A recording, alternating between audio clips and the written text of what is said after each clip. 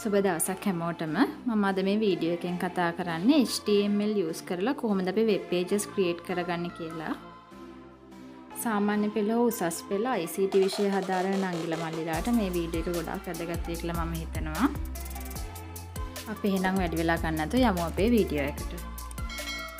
අපිට ගොඩක් ලේසියෙන් notepad හරහා HTML codes හදාගන්න පුළුවන්.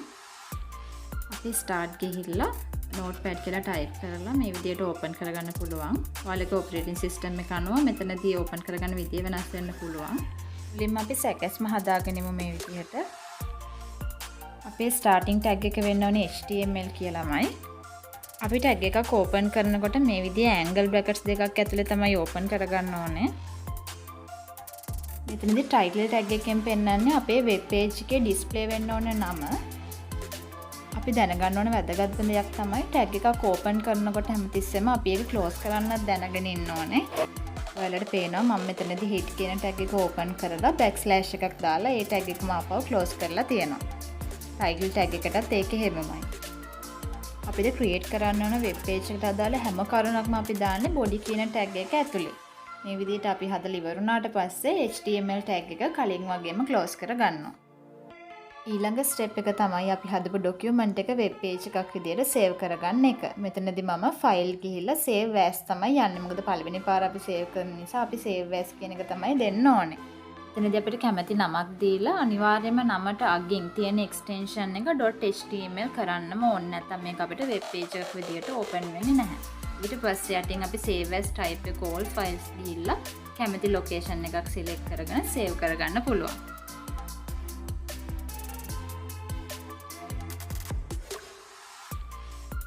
ඊට පස්සේ අපි notepad එක close කරලා අපි save කරගත්ත location එකට ගිහිල්ලා web page එක මේ විදිහට open කරගන්නවා.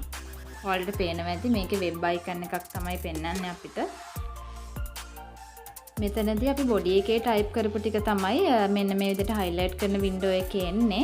ඊට පස්සේ අපි title එකට දැම්මේ my first web page කියලා. ඒක මේ විදිහට අපිට browser එකේ උඩම බලා ගන්න පුළුවන්. ඊට පස්සේ අපිට මොන හරි අපි හදපු web page එකට changes මොන හරි කරන්න ඕන නම් අපි save කරපු location එකට ගිහිල්ලා මෙන්න මේ විදිහට right click කරගෙන open with notepad කියන එක click කරගන්න.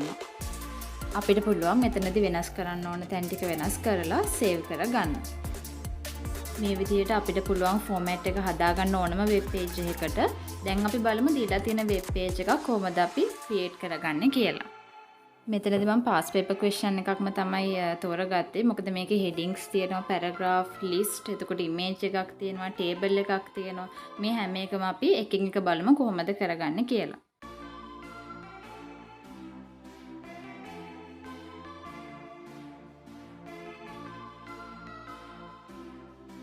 කලින් වගේම notepad එක open කරලා අපි text එක මේ විදිහට හදාගමු.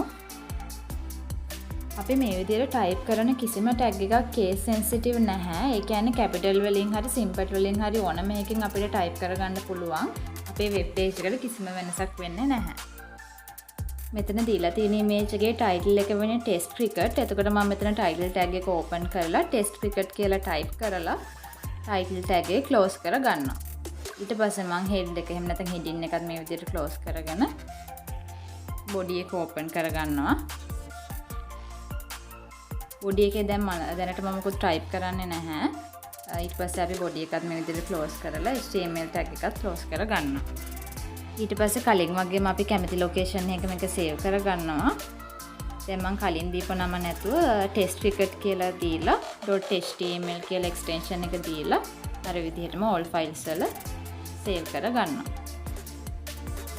ඊට පස්සේ අපි හරියට create කරා නම් අපි save කරපු folder එකට ගියාම මේ විදිහට open වෙනවා. මෙතනදී title එක වෙන්නේ test cricket. ඔයාලට පේනවා ඇති මෙතන title එක විතරයි දැනට මම හැදුවේ. එතකොට අපේ title එක මේ විදිහට බලා ගන්න පුළුවන්.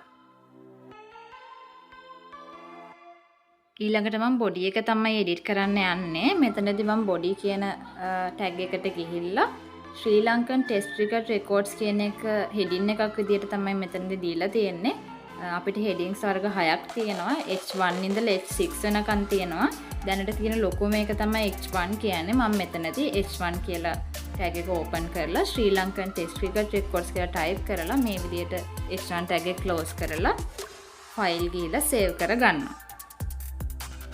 මෙතනදී මම save as කියන එක යන්නේ නැහැ. මොකද මම කලින් save කරලා තියෙන්නේ. ඒ නිසා නිකම්ම save කියන එක ක්ලික් කරාම අපි change කරපු details ටික update වෙනවා. මෙතනින් අපිට බලා ගන්න පුළුවන් refresh කරාට පස්සේ Sri Lankan test cricket records කියන එක මෙන්න මේ විදිහට අපේ web page එකේ open වෙනවා. ඊට පස්සේ ඔයාලට පේනවා ශ්‍රී ලංකන් ටෙස්ට් ක්‍රිකට් රෙකෝඩ්ස් වලට පස්සේ ලයින් එකක් ගිහිල්ලා තියෙනවා. මම ඊළඟට ඒක තමයි ක්‍රියේට් කරන්නේ. අපි මේකට කියනවා horizontal rule එකක් කියලා. HR තමයි tag එක.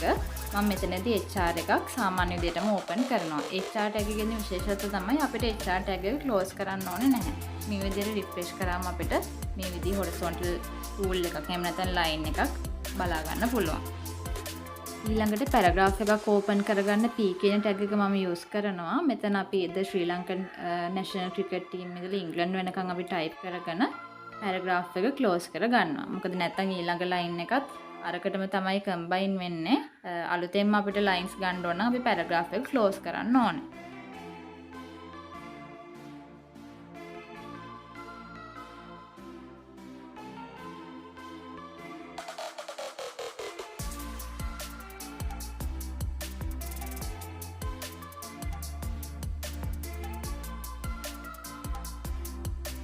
ඊට පස්සේ අපි රිෆ්‍රෙෂ් කරාම මේ විදිහට අපි ටයිප් කරපු පෙන්නනවා. හැබැයි අපිට පේනවා මේකේ පොඩි අඩුවක් තියෙනවා. මේකේ ශ්‍රී ලංකන් නැෂනල් ක්‍රිකට් ටීම් කියන එක අන්ඩර්ලයින් වෙලා තියෙන්නේ. යටින් ඉරක් වැදිලා තියෙන්නේ. අපි බලමු මේක කොහොමද අපි වෙනස් කරගන්නේ කියලා. මෙතනදී මම අන්ඩර්ලයින් ටැග් එක තමයි යූස් කරන්නේ. මේ විදිහට අපි අන්ඩර්ලයින් ටැග් එකක් ශ්‍රී ලංකන් නැෂනල් ක්‍රිකට් ටීම් කියන එකට විතරක් අපි ඕපන් කරගන්නවා. ඊට පස්සේ ඉවර වෙන තැනින් කියන්නේ අන්ඩර්ලයින් එක ඉවර වෙන තැනින් අපි U tag එක ක්ලෝස් කරගන්නවා. ඊට පස්සේ අපි සේව් කරලා අපේ page එක රිෆ්‍රෙෂ් කරලා බලමු. දැන් අපිට පේනවා image එකේ විදිහටම ශ්‍රී ලංකන් national cricket team කියන එක අන්ඩර්ලයින් වෙලා තියෙනවා.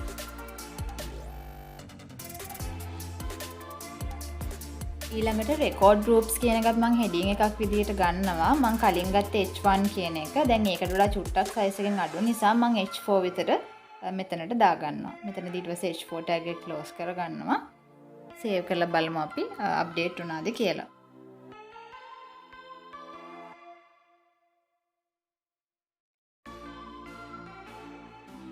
හරි ඔයාලට දැන් පේනවා මේ විදිහට record groups කියන එක update වෙලා තියෙනවා.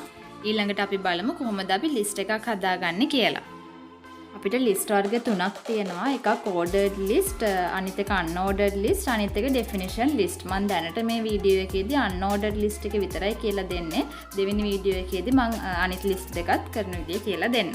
මෙතන tag එක අපි UL කියලා තමයි ගන්නෙ. type එක දාගන්නවා අපි disk කියලා. ඒ කියන්නේ අපේ bullet එකේ එන්න ඕන shape එක තමයි අපි type කියන එකෙන් දාන්නේ. අපි මේකට කියනවා attribute එකක් කියලා. ඒ කියන්නේ අපේ tag එක ලස්සන කරන්න ගන්න එකට අපි කියනවා attribute එකක් කියලා.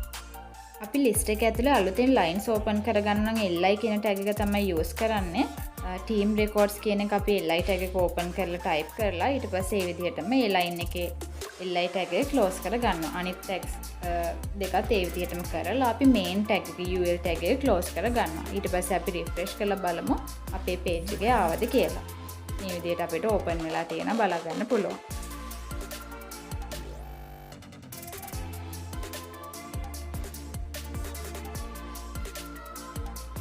අපි දැන් බලමු අපි මේ attribute එක අපි ලස්සන කරන්න දාපු එක අයින් කළොත් අපේ bullets ටික ඒ විදිහටම තියෙයිද කියලා. අපි මෙතනින් file කියලා save කරනවා. ඊට පස්සේ page එක refresh කරලා බලමු එනවද කියලා. අපිට කිසිම වෙනසක් නැහැ refresh කරාම ඒ විදිහටම තියෙනවා. මේකට හේතුව computer එකේ එහෙම නැත්නම් අපේ PC එකේ default එන disk එක. disk කියන එක තමයි UL unordered list එකට auto එන්නේ. අපිට මෙතන පුළුවන් type එක circle හරි square කියලා හරි වෙනස් කරන්න. අපි බලමු circle දාලා මේ විදිහට අපිට circle එකක් බලා ගන්න පුළුවන්.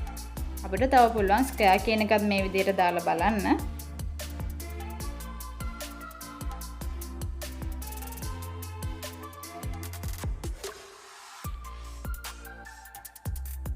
ඊට පස්සේ මේ විදිහට square shape bullets අපිට බලා ගන්න පුළුවන්. image එකේ තියෙන disk එකම නිසා මම මෙතන UL එකේ විදිහටම තියෙනවා type එක දාන්න අවශ්‍ය නැහැ. මොකද default තියෙන disk එකම නිසා. ඊට පස්සේ මම save කරගන්නවා. ඊළඟට මම partnership records කියන එකත් heading එකක් විදිහටම ගන්නවා. මෙතනදී මම H3 එක select කරලා partnership records කියලා type කරලා H3 එක close කර ගන්නවා.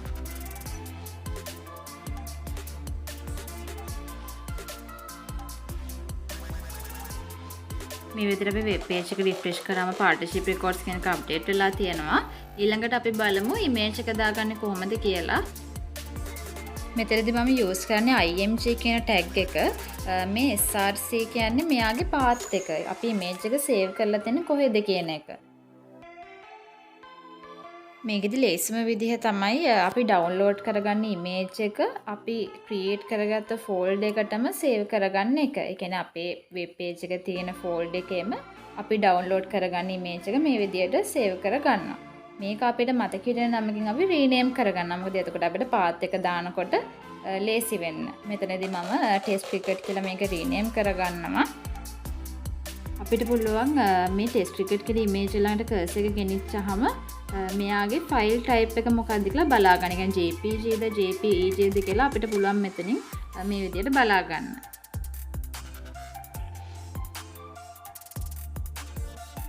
මෙතනදී මම ටයිප් කරනවා img src equal testcricket.jpg කියලා. මෙතනදී මම JPG image එකක් තමයි save කරගත්තේ. එතකොට මම මෙතන inverted commas ඇතුලේ path එක දාලා මේ විදිහට අපි tag එක open කරගන්නවා. මේකේ තියෙන විශේෂත්වය තමයි image tag එකට closing tag එකක් ඕන වෙන නැති එක.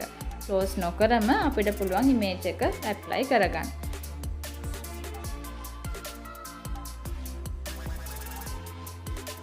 refresh කරාම මේ විදිහට image එක display වෙනවා අපිට බලා ගන්න පුළුවන්. ඊළඟට අපිට පේනවා image එක ළඟින්ම තමයි අර typing එක තියෙන්නේ වචන ටික තියෙන්නේ. එතකොට අපිට අලුතෙන් paragraph එකක් open කරගන්න ඕන වෙන්නේ නැහැ. image tag එකට පස්සේ ඒ විදිහටම අපි ඒ ටික type කරගන්නවා.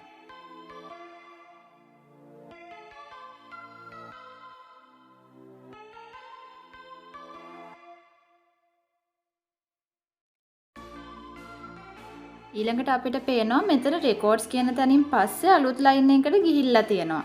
එතකොට අපි මෙතනින් enter කරා කියලා අපිට ඒ කියන්නේ අපේ page එකේ වෙනසක් වෙන්නේ නැහැ. ඒ වෙනුවට අපිට අලුත් line එකක් ගන්න ඕන නම් අපි br කියන tag එක use කරනවා. අපි ඒකට කියනවා break tag කියලා. එක line එකක් පනින්න ඕන නම් අපි මැද්දෙන් br tag එක දාලා ඉතුරු ටික ඒ විදිහටම type කරගෙන යනවා.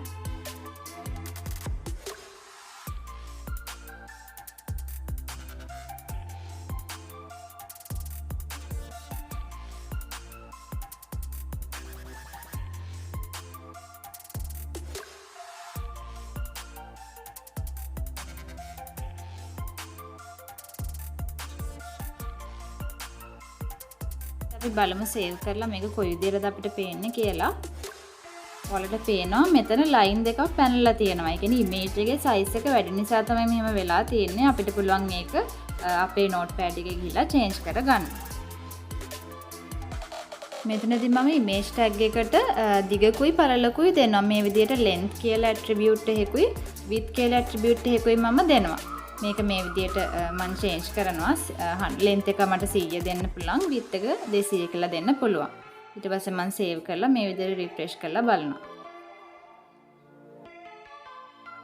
දැන් අපිට පේනවා image එකේ විදිහටම අපේ web page එකේ display වෙනවා. ඊළඟට අපි බලමු කොහොමද අපි table එකක් create කරගන්නේ කියලා. මෙතනදී මම paragraph එකක් open කරාට පස්සේ තමයි table එක create කරගන්නේ. මොකද කලින් paragraph එකට පස්සේ blank line එකක් තියෙන නිසා මම paragraph එක open කරලා මේ විදිහට table tag එකක් open කරගන්නවා. board එකක් තියෙන නිසා මම table tag එක ඇතුලේ body equal 1 කියලා දෙනවා. borders දෙකක් තියෙනවා නම් ඔයාලට පුළුවන් body equal 2 කියලා දෙන්න. මෙතනදී tr කියන්නේ table row එක. ඒ කියන්නේ පළවෙනි පේලියේ ඇරලා තමයි අපි th කියලා දාන්නේ. th කියන්නේ table heading එක. මේ විදිහට මම table heading එක runs කියලා දාලා පළවෙනි heading එක වහ ගන්නවා. ওই විදිහට wicket කියන එක second heading එක නිසා අපි th එක open කරලා wickets type කරලා ඊට පස්සේ close කරගන්නවා. තුන්වෙනි එකේදී පොඩි වෙනසක් වෙනවා. මෙතනදී තුන්වෙනි column එක දෙකකට කඩලා තියෙනවා. ඒ කියන්නේ ඒකේ data දෙකක් තියෙනවා. එතකොට අපි මෙතන column එකක් කඩන නිසා col span equal 2 කියලා දෙනවා. columns දෙකක් නිසා 2 කියලා දෙනවා. ඊට පස්සේ මෙතන partners කියන එක type කරලා ඔය විදිහට close කරගන්නවා. දැන් පළවෙනි row එක ඉවර නිසා අපි tr එක close කරගන්නවා. ඊළඟට අපි දෙවෙනි පේලියට තමයි යන්නේ. මේ වගේ අලුතෙන් tr එකක් කියන්නේ table row එකක් open කරගෙන අපි පළවෙනි data එක type කර ගන්නවා. data type කරනකොට අපි td තමයි use කරන්නේ. පළවෙනි data එක මේ විදිහට අපි type කරගෙන ওই විදිහට table data එක close කර ගන්නවා. ওই විදිහට අපි පේලිය ඔක්කොම ටික එක පිළිවෙලට type කරලා second row එකත් close කර ගන්නවා. තුන්වෙනි row එකටත් අපි මේ විදිහටම කරලා අපි table එක අන්තිමට close කර ගන්නවා.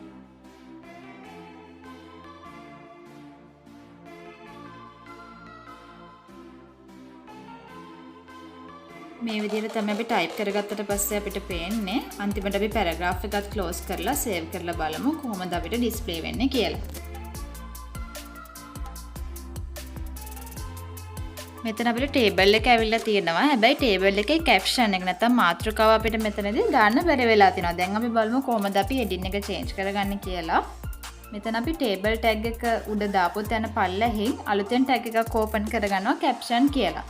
ඊට පස්සේ අපි ඒ tag එක ඇතුලේ type කරනවා highest speaker partnerships කියලා. ඊට පස්සේ අපි tag එක close කරනවා.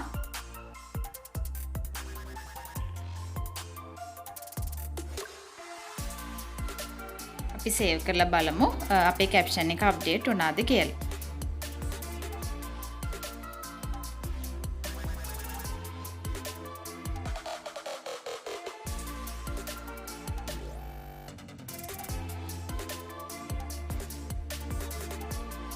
හරි දැන් අපිට පේනවා මේ විදිහට caption එක update වෙලා තියෙනවා. එතකොට අපි අපේ image එකම හදලා ඉවරයි. අපි ඊළඟ වීඩියෝ එකෙන් frames දාන්න විදියයි colors add කරන විදියයි ඉගෙන ගන්නවා. ඉතින් එහෙනම් මගේ වීඩියෝ එක හොඳයි නම් අනිවාර්යෙන්ම මගේ channel එක subscribe කරන්න. ස්තුතියි.